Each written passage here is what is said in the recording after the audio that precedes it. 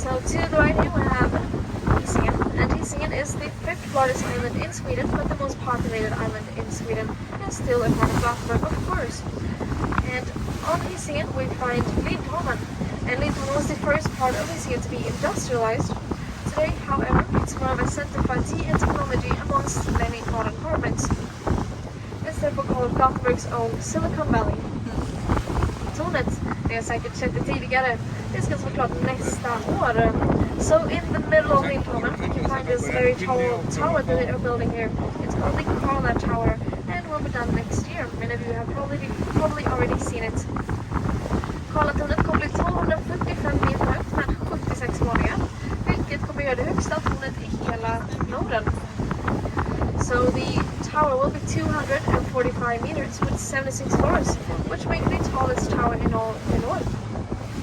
Och Göteborg har letat efter lite olika namn för detta huset. Ett förslag är till exempel Empire State Building. Ett annat är då Gylfen, för att det ser lite ut som en gylf tycker många. Och jag kan väl ändå hålla med. And some names that the Gothenburgers have suggested for this building is, for example, Empire State Building, which maybe you do not get if you are not a Gothenburgers, because it's a joke here that everyone's called Glenn in Gothenburg. It's a long story. And another suggestion is the zipper, because some people kind of think it looks like a zipper, which maybe we'll see a bit later on when you see it, have a better view of it. And I do think I agree with the zipper. De ska vi snacka om lite mer alldeles strax. Men tänk att vi fokuserar på den här stora orangea kranen vi ser här till höger, som ni kanske inte kan se jättebra nu, men vi ser det nog lite bättre alldeles strax. So to the right here we have this blue and white ferry. And I will be talking a bit more about them in just a few seconds. But behind this ferry we have an orange crane to the right here. You can't see it right now, but maybe in a few seconds you will be able to see it. And this crane is called the Eriksberg crane, and it's orange, and it's all the way over there in the area called Eriksberg. Eriksbergskranen ligger då i Eriksberg, och den här kranen är ett landmärke idag. Vi kanske kommer ihåg att jag pratade om 3 skeppsvarv tidigare. Och Eriksbergsvarvet var nog det sista jag nämnde, men det första som fick lägga ner. De har letat efter många funktioner med att ha den här kranen uppe. De har haft en restaurang där uppe, det gick inte det jättebra. Så jag testade dem att ha bungyjump från den. Det är kanske lite bekvämt, tyvärr så har de inte det längre. Så idag står de mest här för att de inte får leva ner det längre. So the Eriksberg crane to the right. It was maybe remember that showed about 3 shipyards. This was the last that I mentioned, but the first one to actually shut down the Eriksberg's shipyard. And it's so important here in Gothenburg that they're not allowed to tear it down anymore. So it's a landmark today, and they have been looking for many functions behind this crane. For example, they tried to have a restaurant at the top, but that did not go very well. So then they tried to have it as a bungee jump station, so you could bungee jump off that crane. I don't know how that went exactly, but they do not have that anymore, unfortunately. So use your imagination in that direction. Vi har också Stena Karisma här framme, som är en expressfärja, vilket innebar att hon kunde åka till Danmark bara 2 timmar, även om de andra tog 3. Men hon var lite dyr i drift, så de var tvungna att pensionera henne. Tyvärr så är hon idag en lagalkohol istället då. And to the right here we have Stena Karisma, which is an express ferry. Well, she was an express ferry because it was quite expensive to run, so they actually had to retire a few years back. And she's been here since 2014. It is today used mostly as a warehouse. And she could actually go to Denmark in only 2 hours, despite the other ferries taking 3 hours. Och en färja som ska göra det mycket enklare att komma från fastlandet till ön Hisingen, antingen här vid Lindholmen eller längre ner vid Eriksberg. Så det är en förlängning av vår kollektivtrafik som sparar fast på vattnet. Och dessa färjor har antingen en grön eller en orange flagga bak. Har de en orange kan man gå ombord med en bussbiljett. Har de en grön flagga så kan man gå ombord gratis. And these ferries that we saw passing us earlier, this one's called Eloise. They are an extension of a public transport here in the city. They are like trams but on water, supposed to make it a lot easier to go from the mainland to the island Hisingen, or the other way around. And these ferries have a flag in the back, either a green flag or orange flag. If they have a green one, then you can board them for free, and if they have an orange flag, you can board them with a simple bus ticket. See, there's a lot of construction going on here to the right. This will be an artificial peninsula. It will be 20,000 square meters and offer even more opportunities for apartments and restaurants, but also coffee shops and office buildings. It is planned to be done in 2030.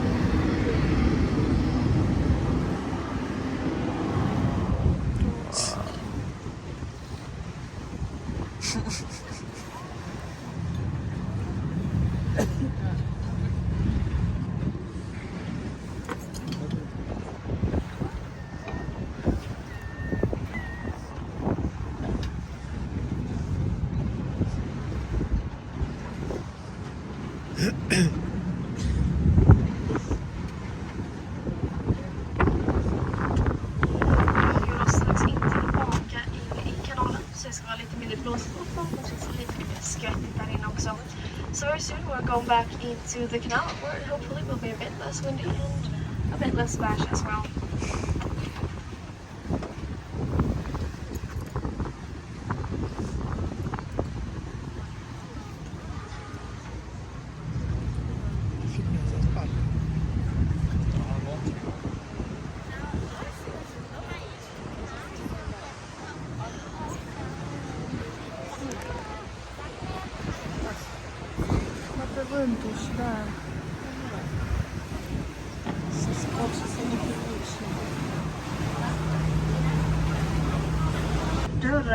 Detta var inte för ett snabbt morgondopp i vattnet, nej.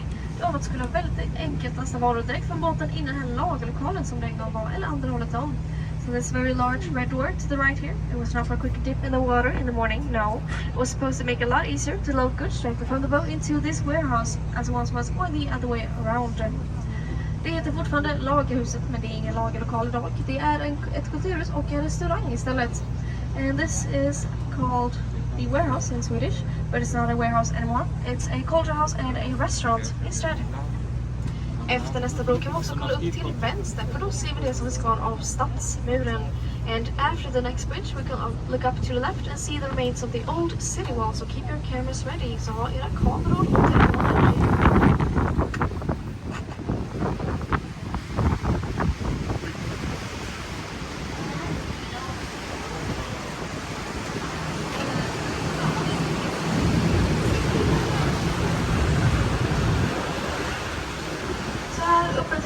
Har vi då stadsmuren. So up here to the left we have the city wall. Ni kanske kommer ihåg att jag pratade om den i början av turen, och detta är då allt som finns kvar efter att man var ner den i början på 1800-talet. So maybe you remember that truly about the beginning of the tour, and this is all that they left us with after they tore down in the beginning of the 1800s.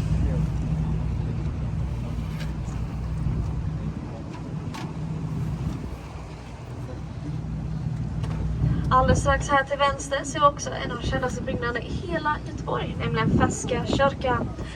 Byggdes 1870-talet, och innan det så stod fiskhandlaren här på torget och sålde sin fisk. Och ni kan nästan tänka er att på sommaren så blev det varmt och illaluktande, och på vintern blev det rätt så kallt. Så fick då äntligen en permanent byggnad att stå i året och sälja sin fisk.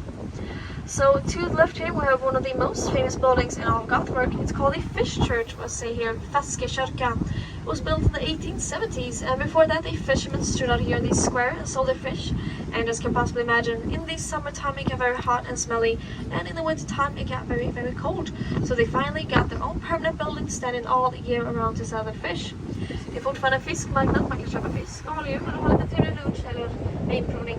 Ja, inte just nu då, för ni ser att den är under konstruktion tyvärr. So this is still a fish market. You can buy fish and seafood or have a nice lunch or some wine tasting. Well, not right now. Unfortunately, it's under reconstruction and it will be for the rest of the year. Och även om det heter Feskekörkan så är det inte en riktig kyrka. Men jag har hört att det är någon som har gift sig här inne faktiskt. Men det ska kosta att många lax. Men oroa inte, det var all inclusive. Nej, det får det räcka. So even though it's called the Fish Church, it's not an actual church, but I have heard that some people have gotten married in here. And maybe you don't have to believe in God, but I suppose you should believe in cod. That's a fish joke, that's terrible, sorry. Men vi kör en till, ändå för skojs skull. Om ni någonsin undrat varför ankor åker på rad när de är inne i kanalen. När något sånt här inne i kanalen är det då alltså ankring förbjuden. Nej. vilket bygger under jorden för att det är väldigt svårt och dyrt på grund av vart Göteborg ligger. Så många olika åsikter kommer från detta projektet, både som för och emot, för att det kostar väldigt mycket mer och tar betydligt längre tid än vad man först tänkte. So as you can see, there's a lot of construction going on here around us. This is a part of the project called the West Link, which will be a sort of underground train station here in the city. And until now, we've actually avoided building underground because Gothenburg is built on a sort of swampland with very much mud, which makes both quite difficult and expensive to build well underground, which also leads to many mixed opinions about the project because it costs a lot more and takes a lot longer than they first anticipated. Till höger här ser vi toppen av några byggnader. Detta är då Haga, stadsdelen Haga. En av delarna där folk började bo, eller en av första delarna där folk började bo efter att man hade mer stadsmuren. And to the right here we have the top of some buildings here. This is called Haga and it was one of the first parts in Gothenburg where people started living after they tore down the city wall. Haga är väldigt känt för sina mysiga gator med många kaféer och butiker också. Så jag kommer ner starkt att besöka ifall ni inte varit där innan. Haga is also quite famous for its very cozy streets with many boutiques and coffee shops. So if you have not been there already, I would highly recommend a visit.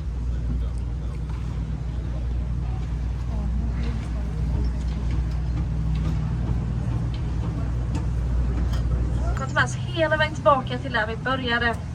Den här parken fungerar också som ett slags trädbibliotek, vilket innebär att det finns minst ett träd av varje som växer naturligt i skandinaviska länder då. So to the right we have the Kungsparken, which is approximately 2 kilometers long, which means it will take us back all the way to where we started. This park also functions as a sort of tree library, which means it has at least one out of all trees that grows naturally in Scandinavian countries. However, I heard that's not a very good library because as most libraries have many books, this only has 3. Alright, I'm done with the jokes now, I promise.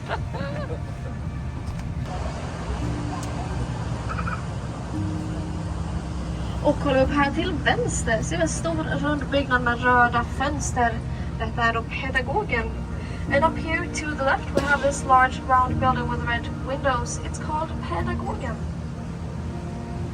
Pedagogen byggdes först för att bli ett sjukhus, vilket förklarar för just runt.